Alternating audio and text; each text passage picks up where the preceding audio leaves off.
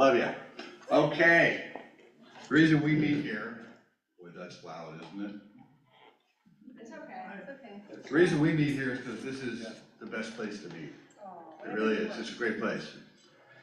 And isn't it nice what they did with the old parrot jungle? You know, Pinecrest Gardens is really nice. So congratulations to the whole community here for doing this part of it right. It's really nice. So our group is the Miami Pioneers and the Natives of Dade. We're two different groups that joined together back in 2002. Miami Pioneers started off in 1936 when all these prominent people in town decided that all the old guys who really started Miami were dying and we should have a historical association to remember what they did and honor them. And so ever since then, this is a group of people who are always dying. So welcome everybody. And of course the Natives of Dade started because anytime three people got together and they figured out that they all were born here, they threw a party or, you know, shook hands or something because, you know, for a long time being born here was pretty unusual, right? Of course, 10 million babies at Jackson Memorial Hospital, there's gotta be someone born here, right? So it's our honor and it's a privilege and it's really fun to jump back in time and look at things. And by the time you get to our age, the things that you remember when you were a kid, that's called history. And we remember it. So let's share it before it's all gone, what best we can do. So today we have Mark Diamond here with us. I met Mark when we were probably 13 years old. And he lived next to the school, and so I could ditch out and just go to his house for a few minutes, you know. It was so close. And then Mark was just an amazing photographer as a kid, and his archive of photos is amazing. But that wasn't good enough. Mark decided he better make holograms and do all sorts of really interesting, wild, weird stuff.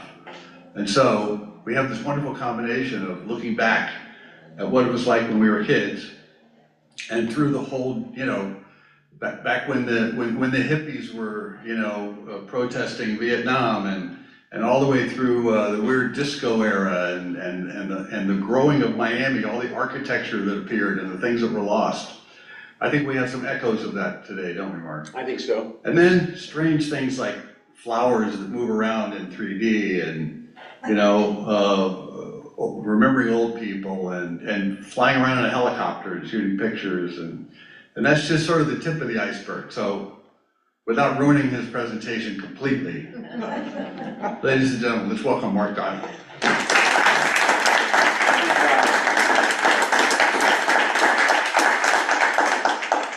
Hey everybody. Hey. I guess I'll give you a little thumbnail quickly because I know we're theoretically running late. I don't know. Is that even possible? So I wasn't born here, but I grew up a great deal right here, blocks from here, as he said, across Palmetto Junior High School. So I went to Palmetto Elementary, I went to Palmetto Junior, and then the day that it was legal, I dropped out of Palmetto High. At the time, I was working for several international and national press syndicates and magazines like Time Magazine and Associated Press and Rolling Stone Magazine, and aside from the local newspapers. Say it, Daily Planet. Yeah, they're coming. And Daily Planet, can't forget them. You'll see a snapshot of the late Jerry Powers, rest in peace, AKA Jerry Pulver. And so, yeah, I was already working as a professional photographer when I was 16. So it made no sense for me to stay in high school because there was nothing they were doing that was going to train me for something I was already doing. Anyway, let's roll this. The first few minutes is because of just in deference to the people that were here before we showed up. This is from a series of three-dimensional portraits of Native Americans that I've been filming on and off for the last 30 years. I go to reservations whenever I get the money together. I take a 35mm motion picture camera, computer motion controlled track systems or turntables, and a crew and generators sometimes, because not all the reservations can support the theatrical lighting and everything. And so this is a series that I started some time ago, which you can see now in 2 dimensions.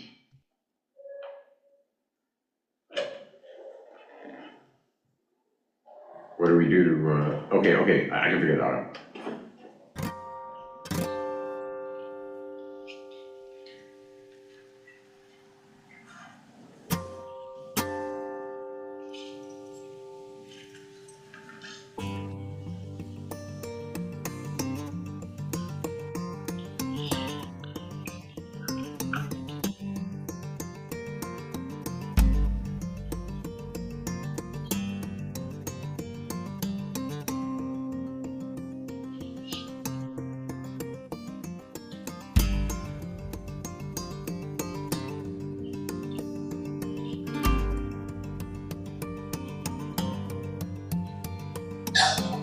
I film these intertribal powwows, so it gives me a chance to capture different communities. We had over 500 nations in this country at one point, for 200 languages. We used to be a great intertribal powwows that just go to any given place.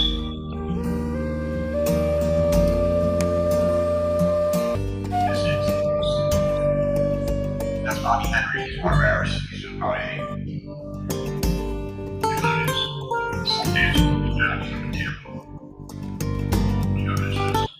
Okay, so if you ever look up his name, the first thing that comes up is a Financial Times article. And when the tribe was going to hand off a $998 million check to the Hard Rock organization on Wall Street, in the course of this exchange, they brought Bobby Henry out to do a ceremony first, a prayer and a little dance, then they gave him a check.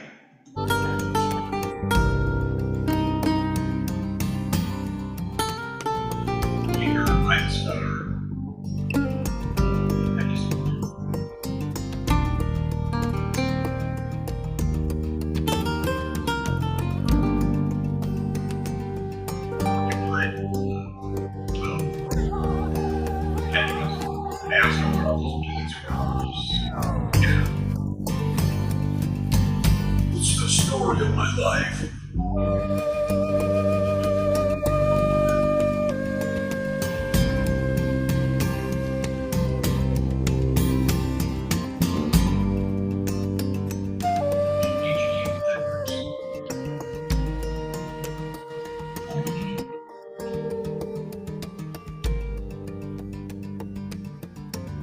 I spoke to his daughter for 12 hours.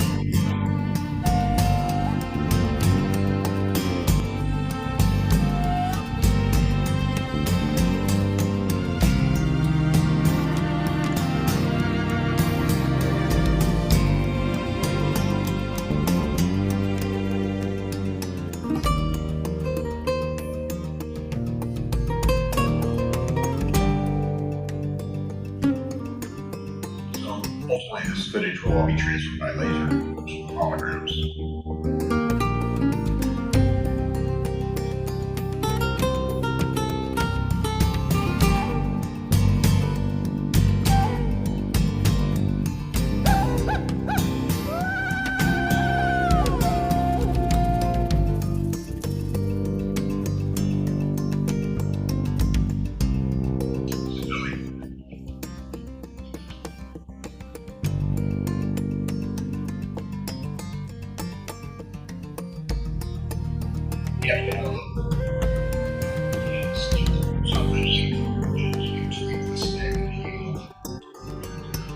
It was pretty tricky.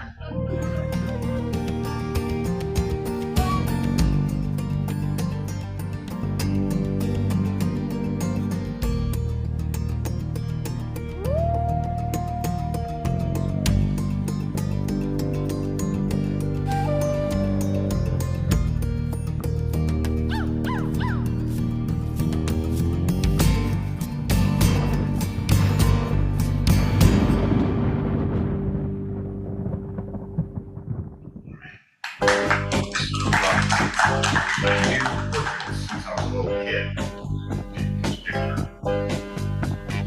Sometimes I'm right and I can be wrong. My own beliefs are in my song. The picture, the banker, the drummer, and then makes no difference what group I'm in.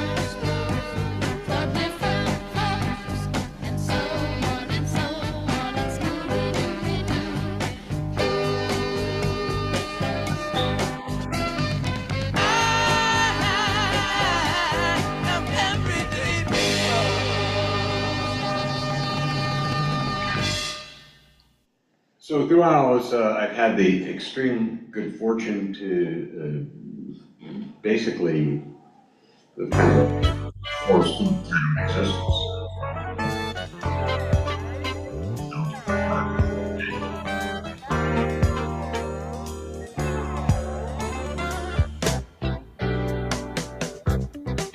I seen your picture, your name in lights above it. This is your big debut. It's like a dream come true. Very uncommon. So won't you smile for I me? came down with my parents. I know they're gonna love it. I was starting from my magazine. I like your picture. NBC. I keep it with your letter. Back in the days when you had to actually find a shape piece to bring your film. And that's another story. All the good I know. So I started out, I tried my hand at painting and realized I sucked and switched to photography at a very young age. Oh, I love you better. Then we moved to Miami for the and a few years after that, excited I am about being in Palmetto Junior High School, my ID picture here, that I guess I had scribbled on some time ago. And so pretty, what's that? Something about imprisonment? Yeah, 3 years imprisonment. Right. So anyway, this pretty much tells all about why the day it became legal, I dropped out of high school, which I mentioned earlier. It's just You're sure to fall. You see it all. It's your favorite foreign movie. around his favorite here. And I showed him some pictures and I said I'd like the job and I became a first photographer. Jerry Bones was my boss. Was the publisher, but actually my real boss was the editor. Larry. Well, yeah, Jerry went on to publish Ocean Drive. Larry Downs was my editor. You know, the writers I worked with the Rose, so this Rose, we always saw him late. He was on very late at night on the old WUS radio.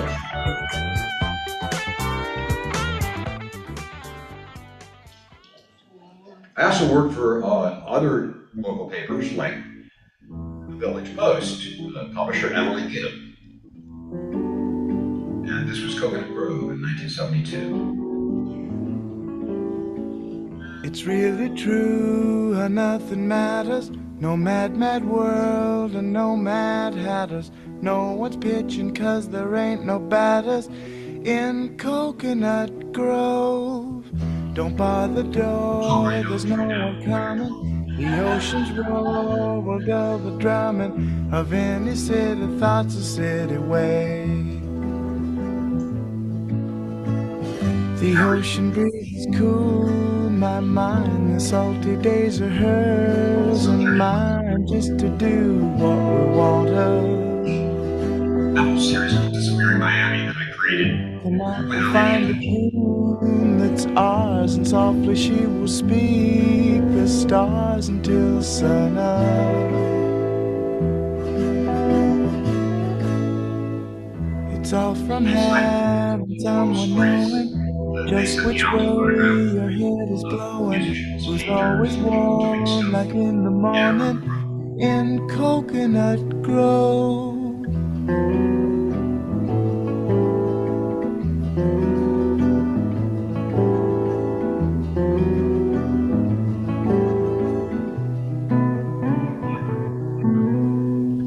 The ocean breeze is cool, my mind. The salty days are hers and mine, just to do what we want her. Once you go through, you mentioned the paintings. You sound like quite a few paintings. Tonight we'll find a dune that's ours, and softly she will speak the stars until sun up.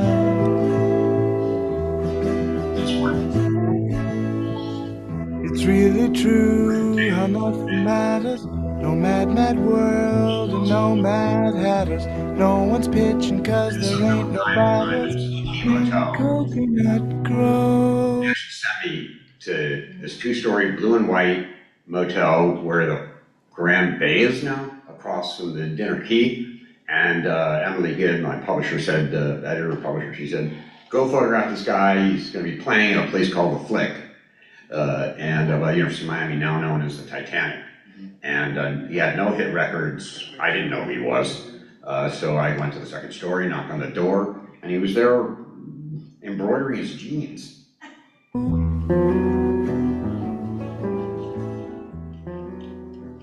A lot of hair. It's just a real planet.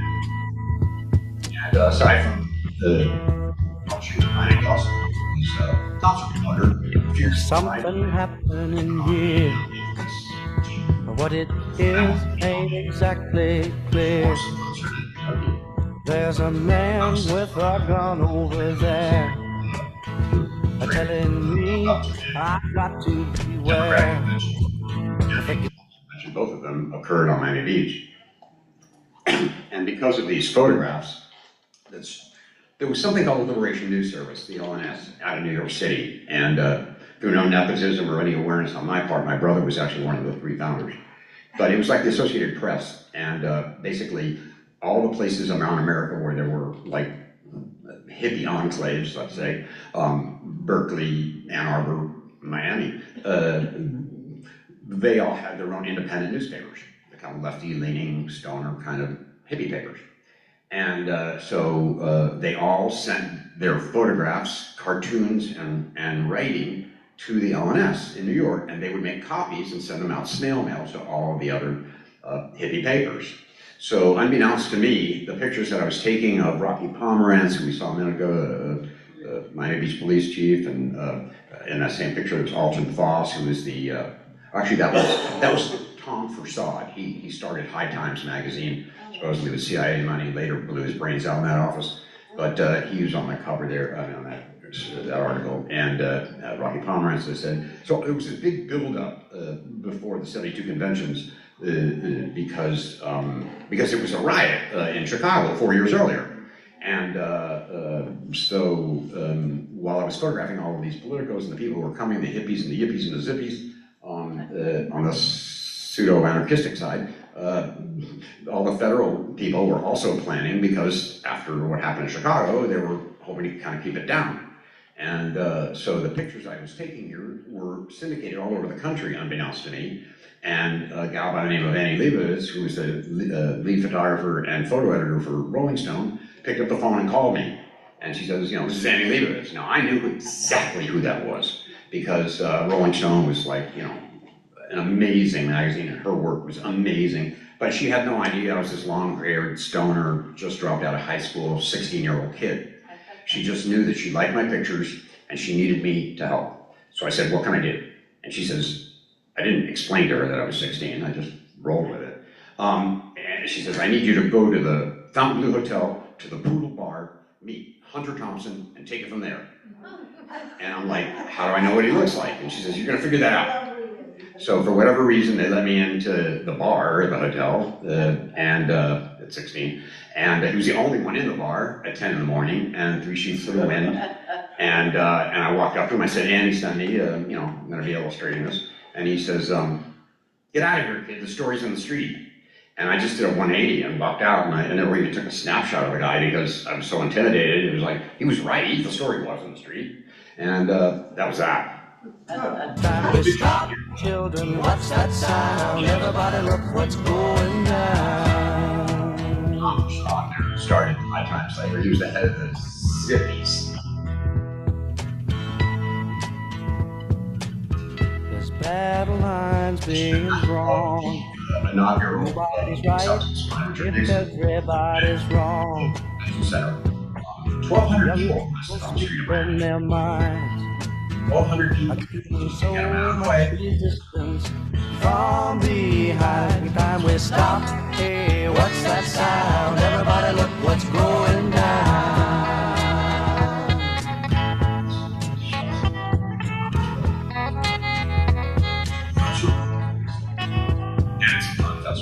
What a field day for the heat. 1,000 people in the street. singing songs and a carrying signs. Mostly say hooray for our side. It's time we stop. Hey, what's that sound? Everybody look what's going down.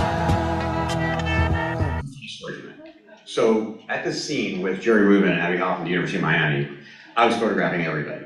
And there were a group of guys that had like sports jackets and straw hats and wires coming out of their ear. By 1972, nobody had wires coming out of their ear unless you worked for law enforcement. And so I took pictures of them too. And when I went into school over here, Palmetto High School, my friend, the reason it just came to mind was because her house was 2 blocks from here. Luann Dorschner, I think it was. Her dad worked for the FBI, unbeknownst to me, and I had a picture of him. She says, "That's my dad." And I was like, "Oh, okay."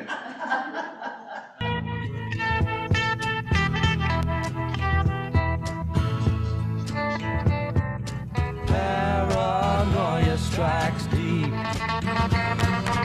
into your life, it will creep. It starts.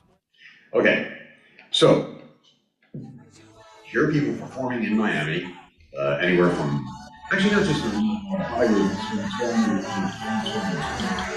much of it took place in the highlight point. Photograph.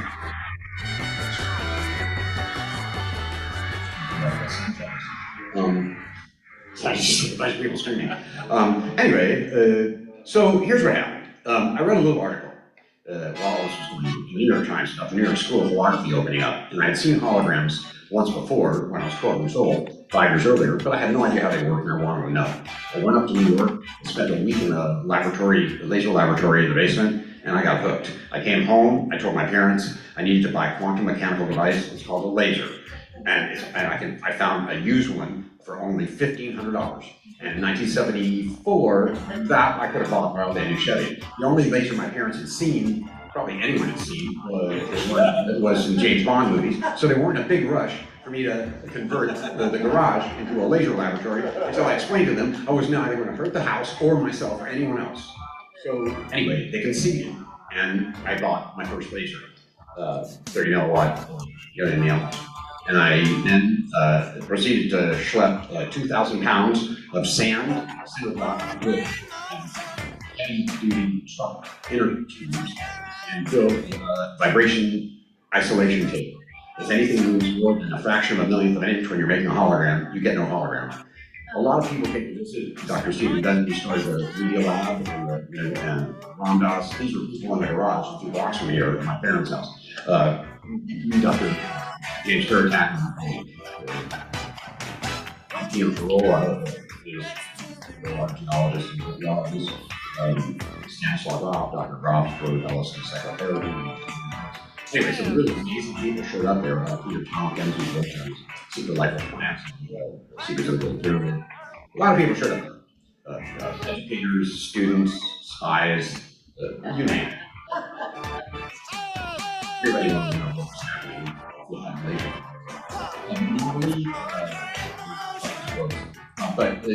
Normally this is what it takes to make holograms. But it is possible to show you a situation with a same table of a fellow by the name of Jerry Pepper, who came up with this scheme and just followed his instructions and was able to $4 million later I would do with less than $3,000. Later I built bigger, normal people. Wow. So where are we going here? Semi-normal. Say what? There's nothing normal going on here. All right. So, in 1999, I was living in Coconut Grove, and I was listening to, there had been an archaeological dig at the mouth of the Miami River. They were going to build a 600-unit condo, a guy named Bowen, and this is the property where formerly Mary Brickell's property, which in the 50s became the slow-slung, ugly apartments. Once they were all raised off the surface there of the ground, they were getting ready to build this 600-unit condo. maybe many of you here will live through that. So I was in Coconut Grove listening to the Art Bell show, who talks about esoteric stuff at like 2 in the morning, and this Native American guy came on in Seattle, and he said that the next day there was going to be a candlelight ceremony down by the river, which was only a mile and a half from where I was living. So I called the guy up at 2 in the morning here, so it was only 11 there. And I said, what can I do to volunteer, you know, for it was Art Bell, the late Art Bell. So he said, well, go down to the site, meet a guy named Robert Ghostwolf, and another guy named Richard C. Hoagland, who wrote the book, The Face on Mars. And I said, okay, what do they look like? He says, you have to figure that out.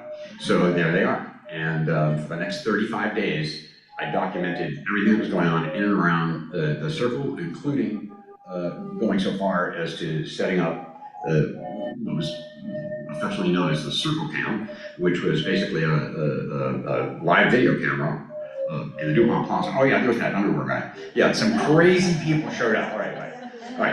I wish I had the wit of a comic writer, because what I witnessed for the Miami Circle thing, aside from the sacred part, was hilarious. People came from all over the place, drawn to it the way Richard Dreyfuss was drawn to Devil's Tower in Close Encounters.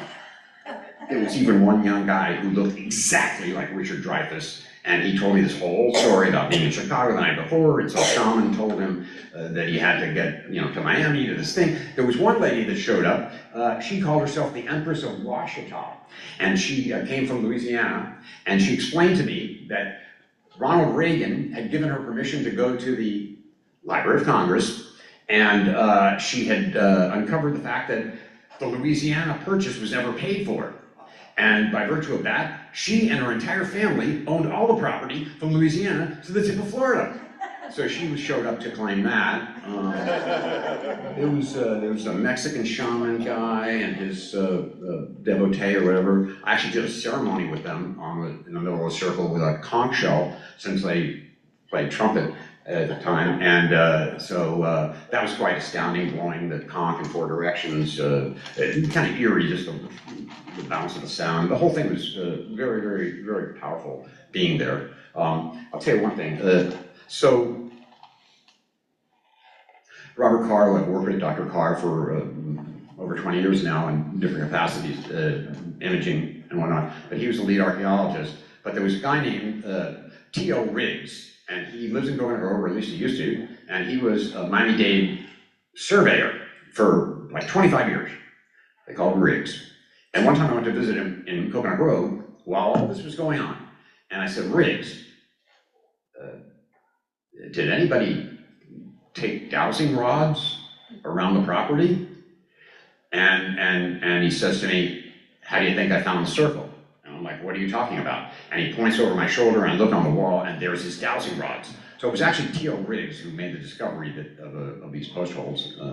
Interesting gentleman. Actually, on his business card, it said Tracker. I know there's a TV show and all that now, but 40 years ago, or 50 years ago, whatever it was like, what? I said, what do you track? Is this anything? I love this one too. Show me the mummy. That's classic. So soon enough, all the politicos got involved because it was a big deal to ultimately so-called save the circle by basically paying off the developer and declaring eminent domain, which is what happened. As many of you probably already know. And that's why there isn't a giant condo on that particular property. There's me in a giant so-called webcam. It was actually a $40,000 Yagami. There were no webcams. But it was streaming live 24/7, and I was told that in the mayor's office, every screen had the Circle Cam live because it was under threat. It was Bob. Hey, there was the underwear guy now. I must have made a mistake on the edit. Okay, yeah, that is an absolute duplicate. Oh, my bad. You did this late at night? Was that? You did this late at night? Or early in the morning? It's like deja vu all over again. Alright, okay. Well, maybe they're worth a second look. That I didn't see the first time. Oh, by the way, yes, it was lovely that school kids collected nickels and dimes and everything on the corner to say the circle and all that. But the fact of the matter is, it was because of the Art Bell show that this all went down. And I'll explain it real quick. He has like 4 million listeners at the time on the Mutual Radio Network. Richard Hoagland, who I mentioned wrote The Face on Mars, Richard Hoagland would get on every night and talk about what happened at the Circle. A webmaster by the name of Keith Rowland was Art Bell's like crack team guy, you know, who would get these pictures up online, like, you know, that night of what was happening in Miami. And then Richard would talk live on this show to be patched in. Well, one night, Hoagland, or Hoagie as we call him, gave out the mayor and the commissioner's fax numbers. They received 22,000 faxes. That's when the mayor decided to do something. So if it wasn't for the Art Bell show, there'd be a condo there now. I'm sure of that. There's a lot of nice people. I know. Who was the mayor at the time? Who else? County mayor, Yeah, I produced this poster, which is kind of cool. There's Josh Milling, who was, he does stone walls and stuff, so they were gonna hire him to move the circle. Okay, it's a lytic limestone, people, and there's a bunch of holes, okay? So exactly how you're gonna move some holes to Hialeah somewhere, I have no idea. And obviously it didn't go down, but it was the silliest thing, and Carollo came up with that idea. Oh, yeah. Move the circle, let's move the circle to another place.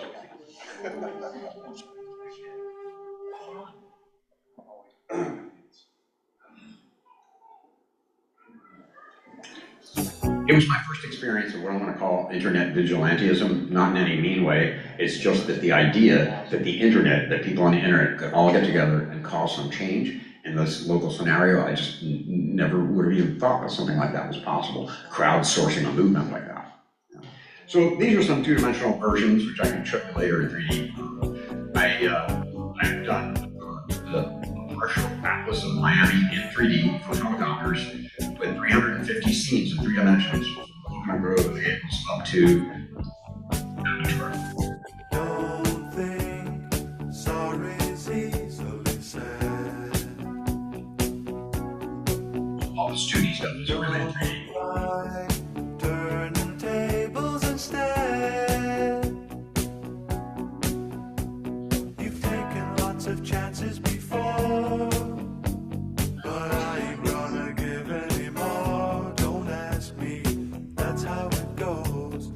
You got a picture of that guy, and I don't even know his name. Yeah, oops, sorry, didn't mean to do that. I mean,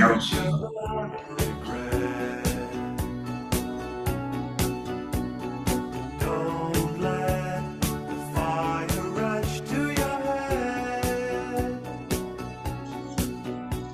I've heard the accusation before, and I ain't gonna take any more. Believe me, there's something in your eyes. Some of just get back and try to match the shots. I know this skyline's changed. I am the eye in the sky, looking at you. I can read your mind.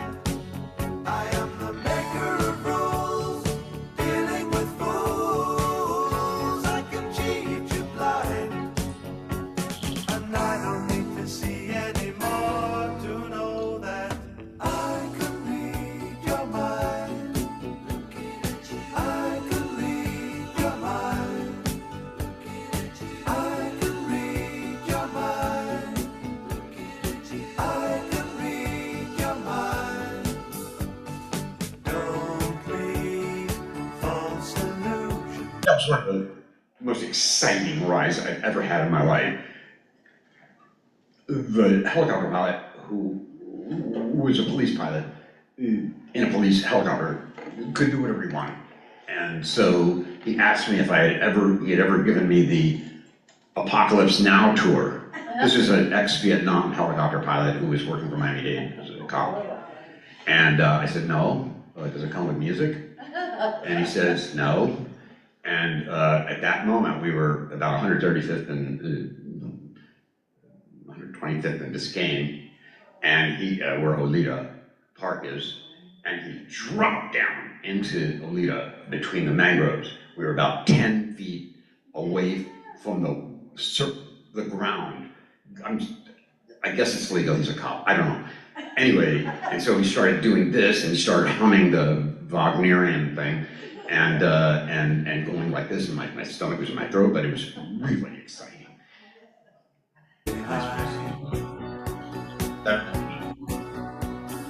Don't cry, I ain't changing my mind. So find another fool like before, 'cause I ain't gonna live anymore believing some of the lies, while all of the signs are deceiving. I am the eye in the sky, looking at you. I can read your mind. I am the maker of rules. Rules, I can cheat you blind. And I don't need to see anymore to know that I can read your mind. I can read your mind. I can read your mind.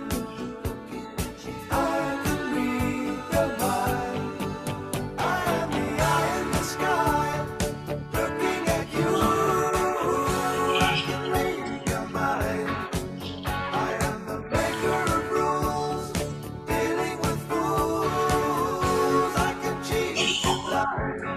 You touched on TikTok, I really hesitated to accept it. I can read your mind. I can read your mind. I can read your mind. I can read your mind.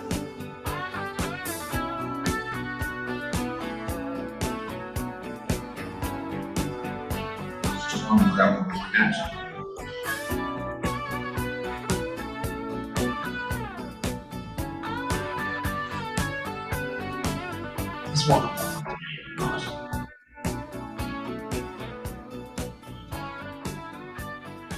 We would all be surprised by what comes up next. Exactly. Including you. Maybe that was the end. It is surprising. That was really the end? That can't be the end. That's your picture of a black bear. No! All right, so, Long pause. there you go. Just when you thought you could go home. No, I'm kidding. So seriously, I was hired by the Midtown Group around 2005. This was a site that most of you are familiar with as Midtown, and if you've been around there long enough, it was a brownfield. It was the site of a East Coast Railway terminus.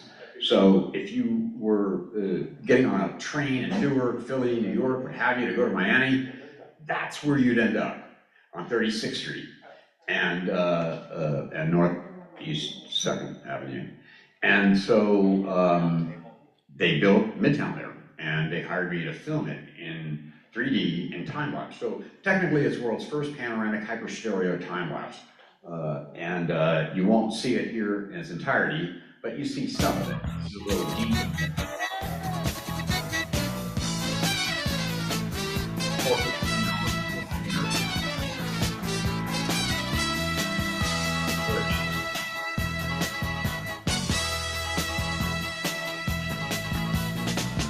You want a better kind of future? Won't let everyone good share. You're not alone, we all could use it. Stick around, we're nearly there. It's coming up, yeah, it's coming up. All right, it's coming up like a flower. You got the sequence with uniform 60. See, they go up and down, like, no, we made a mistake. Yeah, that's not it. Let's take that again. Let's take two. Yeah, that's very funny.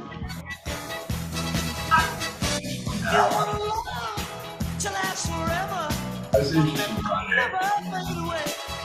Unusual space. They claim that some claim that here they had it.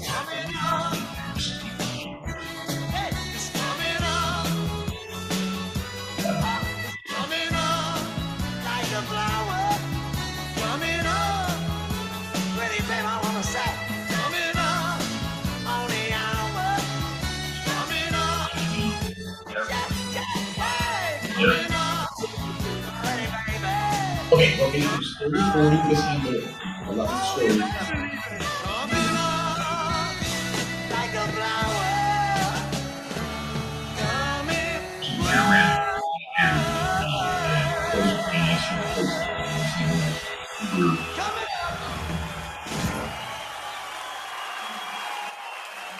We don't really want any further.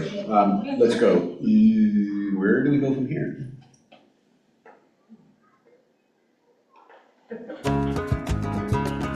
So, when around Miami, I photographed mosaics of places that I had driven by 1,000 times and never really paid much attention to.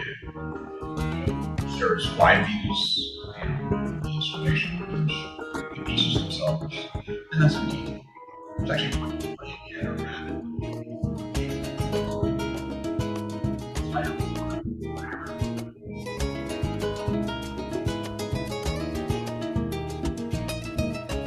I'm gonna get a bite on it. No, I'm kidding.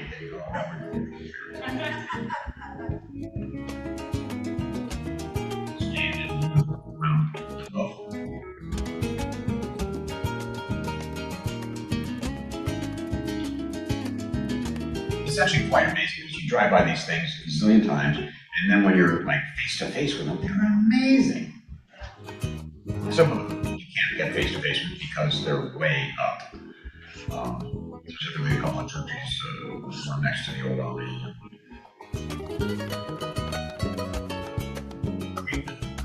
Lebanese churches. That's the third of them.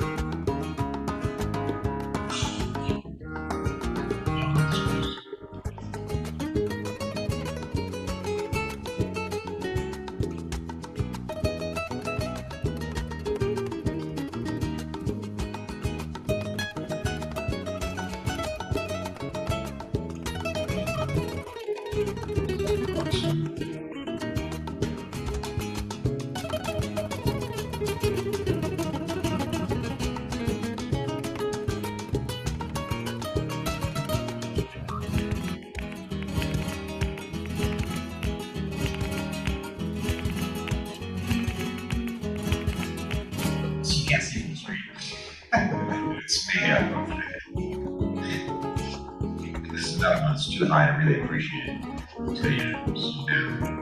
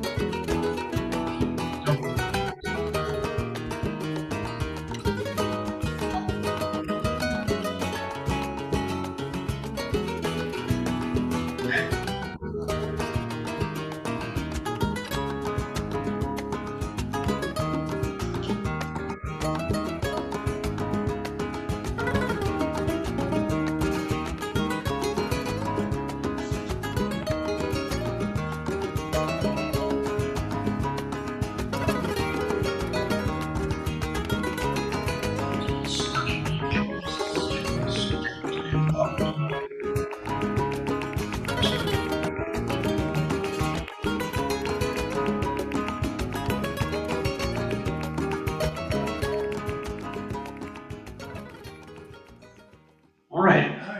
So, okay, here's a little complicated. So these two dogs that I showed up a student in the studio 10 years ago. Yep. And no real explanation, no collars, no backstory. Just coffee. You have my hard work for the last 14 years of this month. So I was driving to go get some coffee with the dogs after they had just shown up at my studio. And you noticed that some of the girls more intently than others.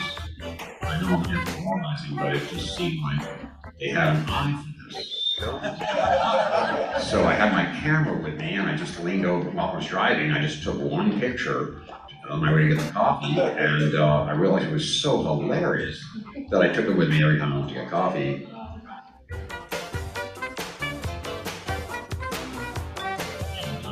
Obviously, outside art critics, incredible, incredibly expressive ears.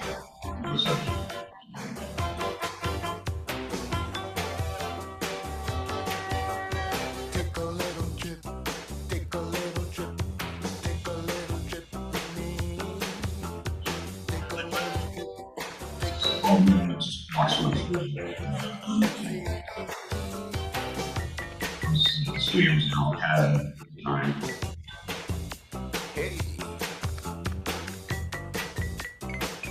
If I would have lived in this neighborhood, which would be on the beat, living in Alcata, I would have said, "Oh, no, I'm kidding. I'm kidding."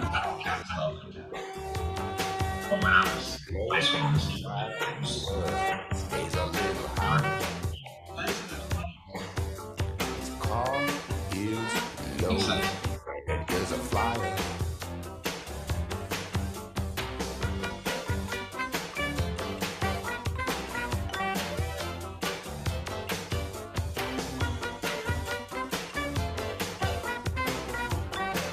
I did justify why, aside from comic relief, we should get but it is quite historic in the sense that this mural business is very temporal.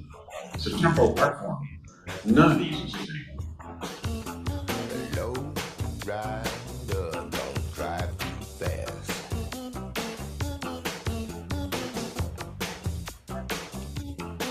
Now they used to call it the Arts District. I call it the Beer District.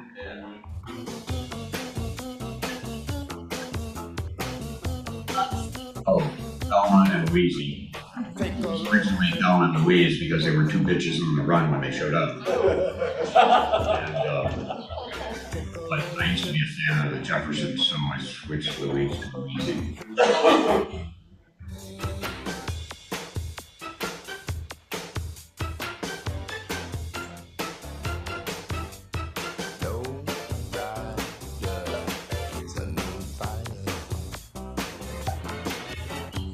None of those murals exist. Absolutely not.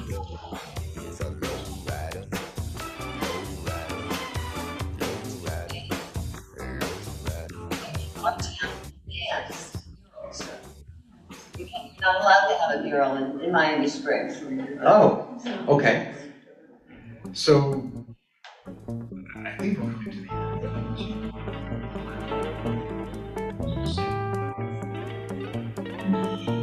Because I won't be able to see for a while. Next to this line of pretty pictures. But, they're not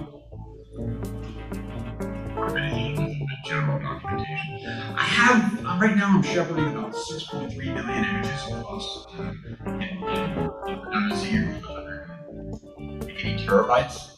So it's been a very interesting operation.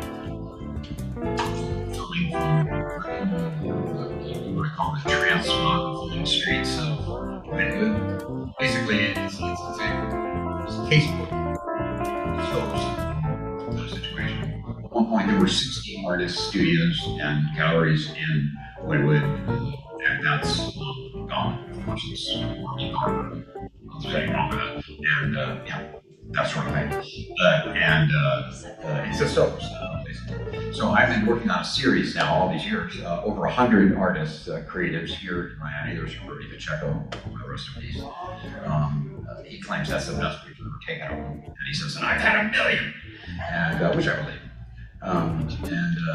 There's Iko Iko, another classic, my inadvertent series called Disappearing Miami. And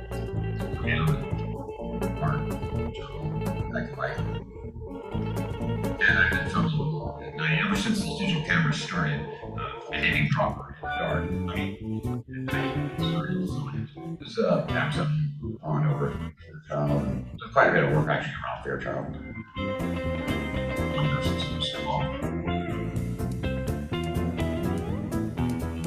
So what we're looking at now this is after the hurricane, Coconut Grove, 1926, looking up McFarland toward Maine and toward Grand. Yeah. And so what I've been doing for the last going on 10 years, it's a technique that's been in the military and in Hollywood for at least 14, 15 years. It's called depth mapping. So basically we take a two-dimensional photograph, we create a version of it, which is a series of grays and different intensities, the things that are intended to come forward are light gray, and the things that are intended to go back, recede from the so-called window, the plane of the image, are darker gray. And from that depth map in the original, there's an algorithmic way to generate offset perspectives, which is what I use to make these types of images. So normally, if I'm filming something, like I was going to film this room right now, I'd go click, click, click, click, click, click, click, click, click, click, click, like that, till I had like 40 or 50 pictures, and now I have all these disparate parallaxial views, differentiated views, and I bring them all together into one monolithic three-dimensional stereoscopically perceived image, if you're lucky enough to have stereo vision. Turns out there's about 12% of the 12% of the male population and 9% of the female population does not have stereo vision, even if they have vision in both eyes, because the part of the brain that brings the two images together is dysfunctional. I study human visual perception as a hobby, but it became an integral part of my practice. And nowadays, I'm leaning a little more into the vision science research because the tools have gotten much more sophisticated. Because of brain plasticity, real-time neural imaging studies and whatnot, we're getting to know a lot more about visual cognition and these processes. As an artist and as a technologist, it fascinates me to, what is this process going on that, how am I even seeing this, I don't assume to be able to see how you're seeing, but nonetheless, thanks for coming. Oh, okay. Just shifting perspectives, my kind of girl. Vision research, science research. I discovered inadvertently I've become a multimodal visual anthropologist. I haven't put it on my card because it won't fit, but it turns out that it is actually part of my practice. Is to pay very close attention about how, over time, how people interact with images. As I mentioned earlier, there was a guy who flew by there, Count Peter Carolla. I worked with him for 15 years. He's, I I learned a lot from him about Mesoamerican cultures going between 4,000 and 12,000 years ago. I have over 100 photographs in a book of artifacts called, well, the book is in artifacts. The artifacts are pictured in the book. A Harper Row book called Beyond the Andes. And so I got to learn a lot about these ancient cultures from him and their relationship to iconography and imagery, and it wasn't just entertainment or just for beauty purposes. Everything had some intrinsic aspect to the universal view and whatnot. Anyhow, why am I telling you this? Let's look at this. Here's some depth mapped frames shown as municipals. You can see in real life, which is much more interesting. That's the 1921.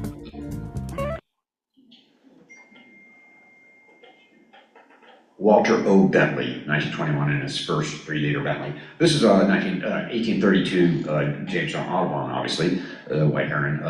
Audubon spent some time in Key West, and he drew the so-called Key West birds, about 22 of them, I think. This was one of them. I worked for the Wolfson family who originally acquired Captain Geiger? The Geiger House in Key West? Thank you. Yeah. And they converted in 1959. They were there and they inquired about this ramshackle place. It was about to fall apart, and when they found out that James Audubon had lived there, they said, let's fix it up and make it a museum. And so I have some work there, three-dimensionalizing paintings. I have some examples with me, which I didn't put out, but I have, if you'd like to see. Oh yeah, there's one. There's a Gustave or Doré illustration from the original Rime of the Ancient Mariner. In the back there is an etching that I've converted to 3D, which is kind of shockingly cool. And so I've done the same with, so far, half a dozen Audubon birds. There's a depth map for it. And there's some tiny details.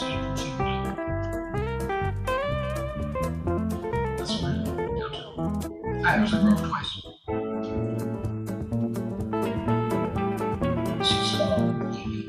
That was, no, they call it Devil Punch Bowl. It was a photograph taken in late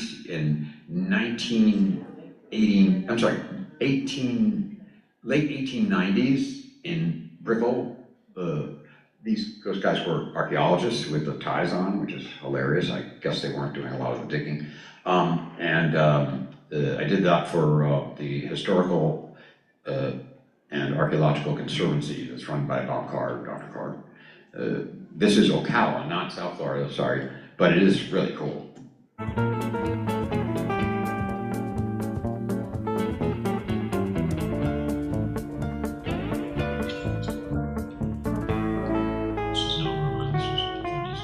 This is mine.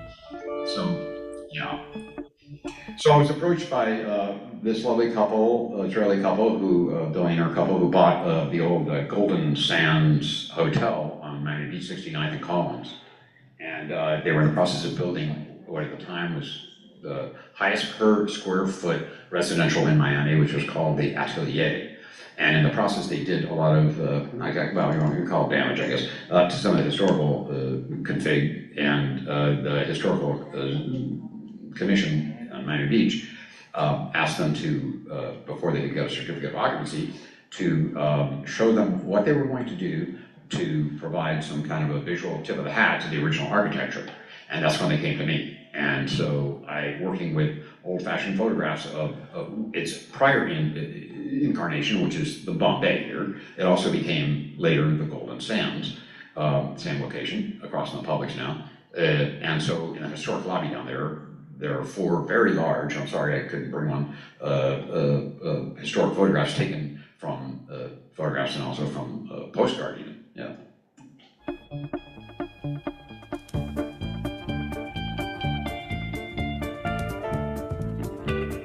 Absolutely. Actually kind of amazing because, well, the artifacts were all removed by a friend of mine in LA. It was just super genius. And because when you go blow up a printed piece, especially in the 60s, you've got these little rosettes, if you've ever looked at a print job, under magnification, the CYMK or whatever.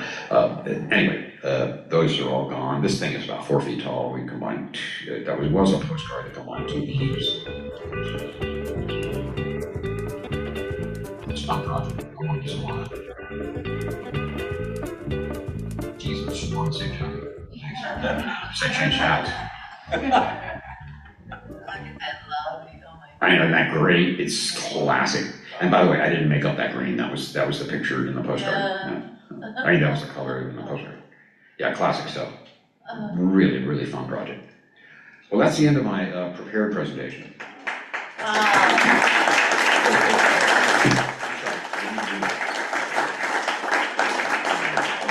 think I may have taken everybody offline somehow by just closing the laptop. Mark, you're blundering fool. All right, thank you. No, question now. Oh, questions, okay. We've seen a lot of stuff. Mark threw out a whole lot of buildings and different things. That certainly evokes some memories. Now, if you've been around for 150 years, like Lucian, maybe you remember some of this stuff from back in the 1890s. Those hurricanes, right? So, what do you think? It was interesting, wasn't it? It certainly wasn't boring, was it?